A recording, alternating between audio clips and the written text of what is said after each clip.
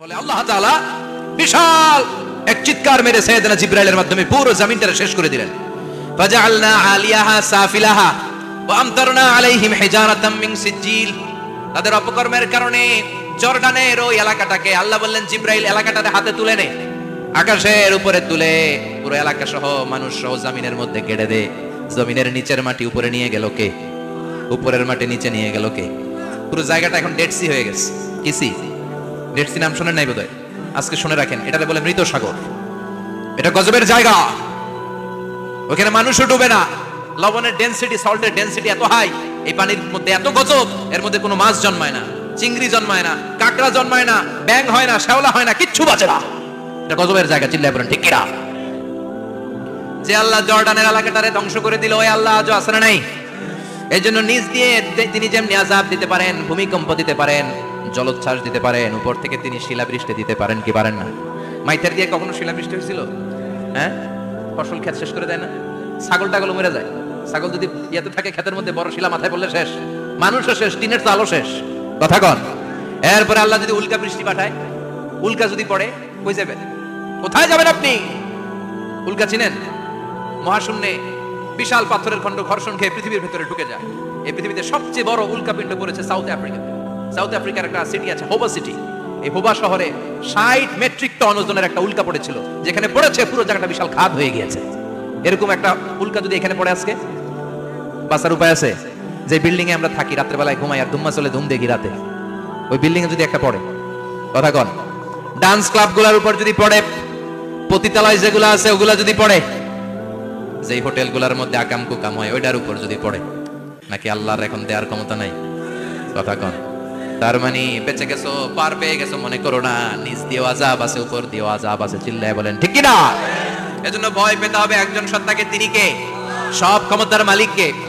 এরপর আল্লাহ বললেন আওয়ালাম ইয়ারাউ ইলা তায়রি ফাওকাহুম সাফাতিন ওয়া ইয়াকবিদনা মা ইউমসিকুহুন্না ইল্লার রাহমান ইন্নাহু বিকুল্লি শাইইন বাসীর। সুবহানাল্লাহ বলেন। আল্লাহ বলেন তোরা নাস্তিক হস কেমন করে? মানুষ নাস্তিক হয় কেমন করে? মানুষ কি মুক্ত বিহঙ্গের দিকে নজর করে তাকায় না? আকাশে মুক্ত বিহঙ্গ নাই? বিহঙ্গ বুঝছেন তো? পাখি। পাখির কথা কোরআনে বললো কে? সুবহানাল্লাহ কইবেন না? ওয়া আরসালা আলাইহিম তায়রান আবাবিল। আবার কাবা ভাঙতে এলে পাঠাওয়া বাবিল। দাও খোদা দাও আমায় আবার উমর দরজ দিল। দাও খোদা দাও আমায় আবার উমর দরজ দিল। সুবহানাল্লাহ পড়ে। এই যে আল্লাহ বললেন ওয়া আরসালা আলাইহিম, তারপর তায়রান আবাবিল। তায়র মানে পাখি, তায়র মানে কি? আবার জান্নাতে যারা যাবে তাদেরকে পাখির ভুনাগোশত খাওয়াবে কে? জান্নাতে যাওয়ার সাথে সাথে প্রথমে আল্লাহ আপনাদেরকে মেহমানদারি করবে মাছের কলিজা দিয়ে। খাইবেন? মাছের কলিজার কথা শুনে জিহ্বায় পানি আসছে নাকি? আউয়ালু তুআমিন ইয়াকুলুহু আহলুল জান্নাতি ফাজিয়াদাতু কাবিদিল হুত। প্রথমে মাছের কলিজা, এরপরে পাখির ভুনাগোশত। তার মানে পাখির কথা কোরআনে আছে না নাই? আবার সাইয়েদনা সুলাইমান আলাইহিস সালামের একটা পাখি ছিল, ওটার নাম কি ছিল? হুদহুদ পাখি। মাথার উপর দিয়ে চলতো, আর ওটার চোখে জুমিং পাওয়ার আল্লাহ এত বেশি দিয়েছিল, এটা জমিনে নজর করলে বুঝতে পারতো কয় হাজার ফিট নিচে পানি আছে, পানিটা মিষ্টি না লবণাক্ত না কেমন, দেখে দেখে মুহূর্তের মধ্যে সাইয়েদনা সুলাইমানের কাছে সব তথ্য সরবরাহ করে দিত। সুবহানাল্লাহ। এজন্য আল্লাহ বললেন নাস্তিকগুলো কি পাখির দিকে তাকায় না? এই পাখির দিকে তাকালে পাখির রব আল্লাহরে খুঁজে পাওয়া যায়। পাখির দিকে তাকালে, মুক্ত বিহঙ্গের দিকে তাকালে কেমন করে পাখিগুলো উড়ে যায়। এই পাখিগুলো আকাশে ধরে রাখে কে? মা ইউমসিকুহুন্না ইল্লার রাহমান। ওই রহমান ছাড়া কেউ পাখিগুলোর সামনে ধরে রাখতে পারে না। কত শত আয়াতে যে আল্লাহ পাখির কথা বলেছেন হিসাব নাই। কত ধরনের পাখি যে আল্লাহ বানিয়েছেন কোনো হিসাব নাই। আপনারা ঘরে জিওগ্রাফিক্যাল চ্যানেলগুলো দেখেন? হ্যাঁ, না জি বাংলা দেখেন? স্টার জলসা, কিরণমালা, কি দেখেন?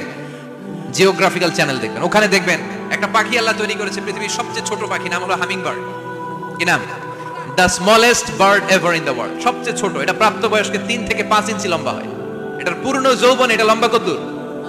3 থেকে 5 ইঞ্চি। এটা প্রতি সেকেন্ডে ডানা ঝাপটাতে পারে 80 বার। কয়বার? আমাদের ডানা আছে না 2টা? আপনি আপনার ডানা 1 সেকেন্ডে কয়বার ঝাপটাতে পারবেন? হ্যাঁ, আমি ঝাপটাইলাম, কয়টা হয়েছে 1 সেকেন্ডে?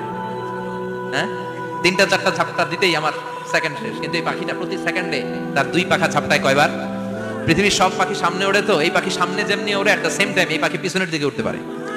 সুবহানাল্লাহ। বাড়িতে যাই বললেন ইউরোপের আল্পস পর্বতমালায় গুগল করবেন যে আজকে গুগলে লিখবেন যে আলপিন সুইফট একটা পাখি আছে। এই পাখিটা একবার যখন শূন্যে উড়াল দেয়, উড়ন্ত অবস্থায় এটা আকাশে 6 মাস থাকতে পারে। আকাশের মেঘের আপ থেকে পানি খায়, শূন্যে এসে বেড়ানো পোকামাকড় ধরে খেয়ে বেঁচে থাকে। 6 মাস পরে একবার জমিনে ল্যান্ড করে নেমে কয়েকদিন থেকে আবার উড়াল মারলে আবার 6 মাস। আলপিন সুইফট। আরেকটা পাখি আছে, অদ্ভুত পাখি, নাম হোমা বার্ড। এই হোমা বার্ড উড়ন্ত অবস্থায় ডিম পেড়ে দেয়, আর ওই ডিমটা জমিনে পড়ার আগেই মাঝখানে ডিম ফেটে বাচ্চা বেরোয়, বাচ্চা উঠতে শুরু করে দেয়। এই পাখিগুলোর কথা কোরআনে আছে না নাই? এজন্য আল্লাহ বললেন আওয়ালাম ইয়ারাউ ইলাত তায়রি ফাওকাহুম সাফাতিন ওয়া ইয়াকবিদনা মা ইউমসিকুহুন্না ইল্লার রাহমান ইন্নাহু বিকুল্লি শাইইন বাসীর। আল্লাহ বললেন নাস্তিকগুলো কি পাখির দিকে নজর করে তাকায় না? পাখির দিকে নজর করে যদি তাকায় তখন পাখির রব আল্লাহরে খুঁজে পাবে। চিল্লায় বলেন ঠিক কি না? পাখিকে আরবিতে বললে তয়ের। সবাই বলেন পাখির আরবি কি? বিমানের আরবিও তয়ের। পাখি আরবি যা, বিমান আরবিও। এই পাখি নিয়ে গবেষণা করে বিমান বানাইছে। সুবহানাল্লাহ কইবেন না? আমরা বানাই নাই, আমরা তো খোঁচাখুচিতে ব্যস্ত, আমরা আছি ফতুয়া নিয়ে ব্যস্ত। তুই 20 কারণে কাফের, তোর চাচা 90 কারণে কাফের। তোর চাচা মরলে যেই জায়গায় কবর দেয়া হবে, ওই কবরের মাটির উপরে যে ঘাস উঠবে, ওই ঘাস যে গরু খাবে, ওই গরুর দুধ যে খাবে, ও কাফের। আছে না নাই?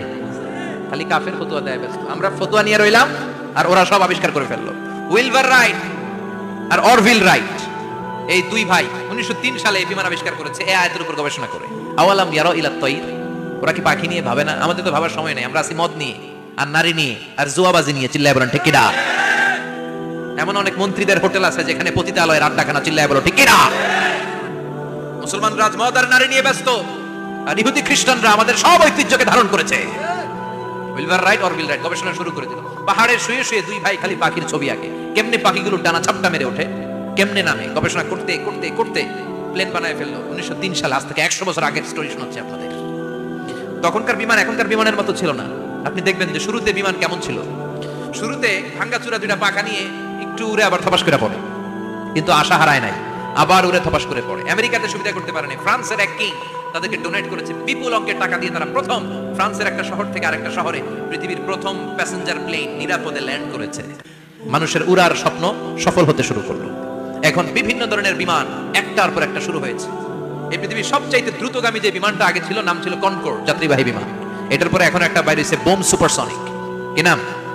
Bomb supersonic. এত স্পিডে চলে, এই মাত্র দেখবেন এদিকে, এরপর দেখবেন নাই ওইদিকে। সুবহানাল্লাহ পড়েন।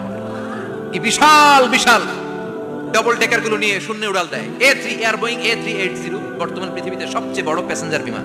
কার্গো বিমান তো এগুলোর 7-8 ডবল বড় হয়। I am talking about the passenger plane A380।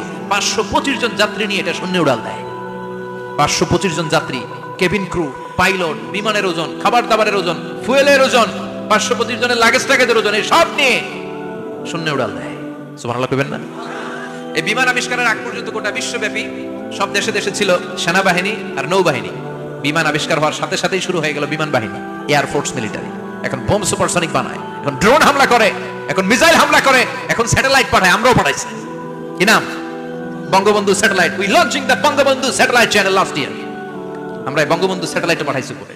সবকিছু পাখির উপর গবেষণা করে হয়েছে। চিৎকার করে বলেন ঠিক কি না? এজন্য আল্লাহ ডেকে বললেন, গোলামরা কি পাখির দিকে তাকায় না?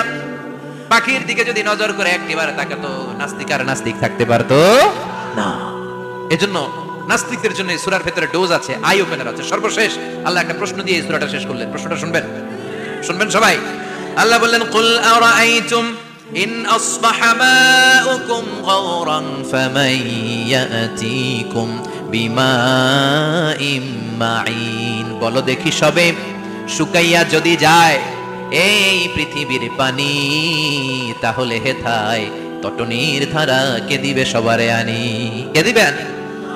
একদিন সকালবেলা ঘুম থেকে উঠছেন, টয়লেটে যাবেন, মুখ ধোবেন, স্কুলে যাবেন, অফিসে যাবেন, কাজে যাবেন, যাই দেখেন টিউবওয়েল চাপতেছেন, পানি নাই। ট্যাপ ছাড়লেন, পানি নাই। চোখের মধ্যে ময়লা, নাকে ময়লা। টয়লেটে যাবেন, পানি নাই। পুকুরে নেমে দেখেন পানি নাই। বিশাল বিশাল মেশিন বসিয়ে মাটির নিচ থেকে ভূগর্ভস্থ পানি ওঠানোর চেষ্টা করলেন, একটা পানি নাই। এক ফোঁটা পানি গোটা বিশ্বে কোথাও নাই। কে দিব পানি আপনারে? পানি সম্পদ মন্ত্রী দিব, ডোনাল্ড ট্রাম্প দিব, শেখ হাসিনা দিবে? কেউ দিতে পারবে? এক ফোঁটা পানি বানানোর ক্ষমতা আমাদের নয়। ঠিক কি না? পানির বৈজ্ঞানিক নাম হচ্ছে H2O। কি নাম? এই দেশে H2 নিয়ে কত কথা আছে না নাই? হাইড্রোজেনের দুইটা মলিকিউল, অক্সিজেনের একটা মলিকিউল। এই দুইটা গ্যাস, হাইড্রোজেন আর অক্সিজেন, দুই গ্যাস একসাথে মিলাইলে কি হয়? কথা বলেন। মিঠা নদীর পানি। সুবহানাল্লাহ পড়েন। আল্লাহ বললেন, ঘুম থেকে উঠে যদি দেখো পৃথিবীর সব পানিগুলো একেবারে পৃথিবীর নিচে চলে গেছে, কোন মাধ্যম দিয়ে এক ফোঁটা পানির জোগাড় আর বন্দোবস্ত করা যায় না, কে তোদেরকে পানি এনে দিবে? কথা কন। আল্লাহ ছাড়া এক ফোঁটা পানি এনে দেওয়ার মতো ক্ষমতা কারো আছে নাকি? আবার পানি থেকে পৃথিবীর সব কিছুরে বানালো কে? ওয়াজআলনা মিনাল মাই কুল্লা শাইইন হাই আফালা ইউমিনুন। আল্লাহ বললেন, পানি থেকে গোটা বিশ্বের সব আমি বানালাম। সব জীবিত জিনিস তৈরি হয়েছে পানি থেকে। এটা কোরআনের কথা, কার কথা? আর ১৫০০ বছর পর বিজ্ঞানীরা এখন বলছে পানি থেকেই সব প্রাণ এসেছে। সুবহানাল্লাহ পড়েন।